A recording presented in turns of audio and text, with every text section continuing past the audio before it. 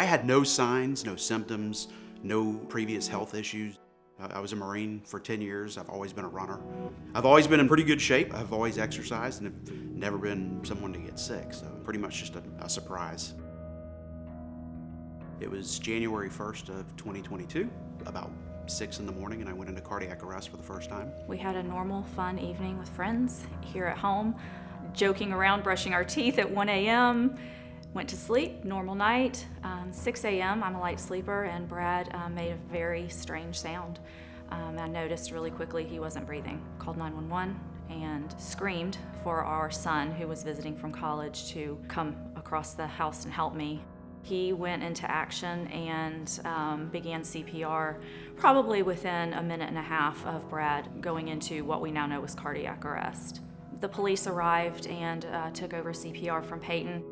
They transported Brad to Piedmont in Noonan, and they ended up placing an ICD the following day. When I first met Brad, he had just survived his cardiac arrest. And fortunately, his son was there to deliver CPR right away, and not everybody's so lucky, and so that was really a big and important step. The first time that I went into cardiac arrest here on January 1st, EMS took me to the Noonan Piedmont Hospital. That's where I met Dr. Bamani, Dr. TN, and Dr. Bamani placed the ICD here at Noonan. They did run a battery of tests to try and figure out why Brad's healthy heart was not working. He had a heart cath that morning.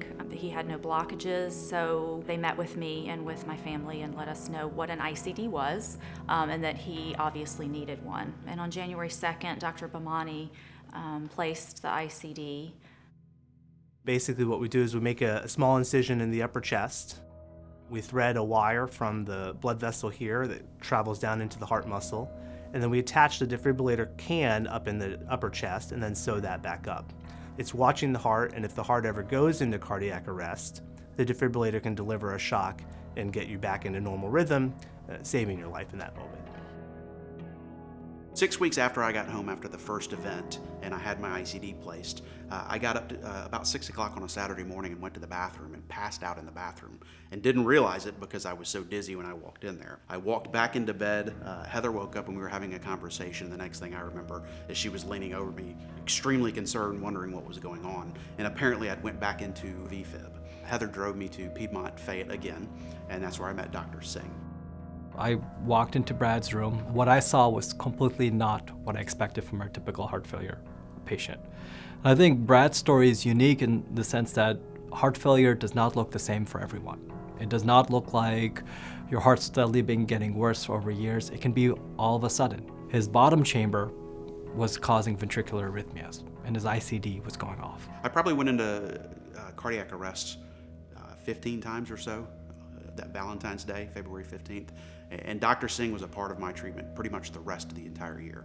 When Brad would go into V-fib, it was typically in the middle of the night. Every time we walked into a hospital, we had a team, and we knew who was on the team and where they were at all times. So even at 2 a.m., I knew that Monica was going to be in ICU at Cardiology. We could look up and see which electrophysiologist was on call and where, and which heart failure doctor was on call and where. So when Brad was going into V-fib storms in the middle of the night, I knew I could take him to Noonan, I could take him to Fayetteville, and if it was a situation where he needed to be there, they would get him to Atlanta. So I initially went into my V-storm in October while I was at work. EMS transported me to Piedmont Noonan, and I was there for about 3 hours before they flew me up to Atlanta. And my heart would not come out of V-fib. I believe I got shocked over 100 times. Around midnight, Dr. Ballard came in and they put me on ECMO because they knew that my heart was not going to get back into a normal rhythm.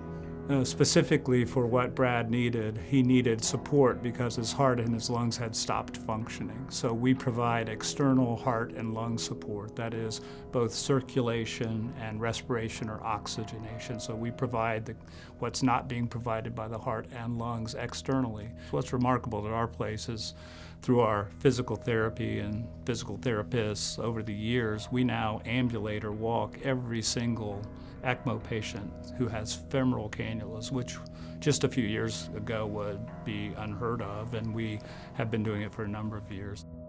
I was blown away by the fact that Brad was cannulated for ECMO and the next day he was walking the hallways.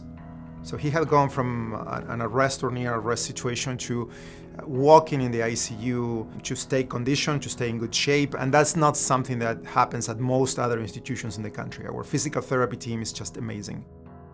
When I woke up in Atlanta, the first thing I remember is Dr. Krishnamurthy standing over me and Heather standing over me as well. And Dr. Krishnamurthy looked at me, and I was intubated, so I couldn't talk, but he asked me, he said, "I need you to shake your head yes if you want a heart transplant." Well, the first thing I did was look at Heather, who was standing on the other side of me, and she was shaking her head yes as well. So I guess at that point I knew it was time, that I wasn't going to get out of it anymore.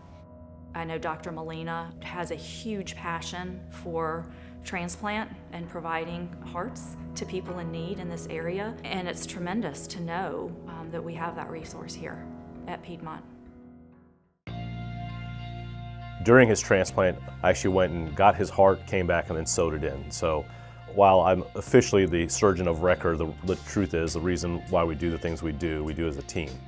And these patients are so complex that really takes a village to take care of them. Our team has specialists from many different areas of medicine, and that is the only way that we can successfully offer these therapies to our patients.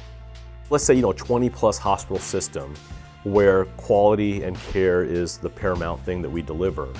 You can guarantee that you're going to get good quality care wherever you see the Piedmont sign. Knowing that we have this system in place where you can walk into Piedmont Noonan, get good care, get sent up to Atlanta, get put through this pipeline of awesome care, and ultimately end up with a heart transplant is kind of an indication that the system works. Our mission here at Piedmont is to make a positive difference in every life that we touch. We do treat each patient that we see as if they're our own family. We're all headed to the same final destination sooner or later, but we're here to make the most of it while we can, and Brad's had another chance at doing that. Now that Brad has a new heart in his chest, he has his life back. And I'm going to use the words of Dr. Singh, the world is his oyster. And it truly has been. Our journey is certainly an interesting one. Without Peyton, our son, being home from college and having just learned CPR, Brad wouldn't be here. Without having Piedmont so close by, having the team they do with the knowledge they have, without someone saying yes to organ donation, Brad wouldn't be here. Well, when I think of Piedmont, I think of where I'm at today and how I'm able to get back to normal, live a normal life. I go to work every day, I walk my dog.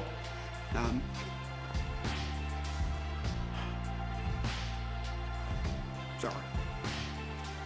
It's so hard to put that into words because it's not a single thought.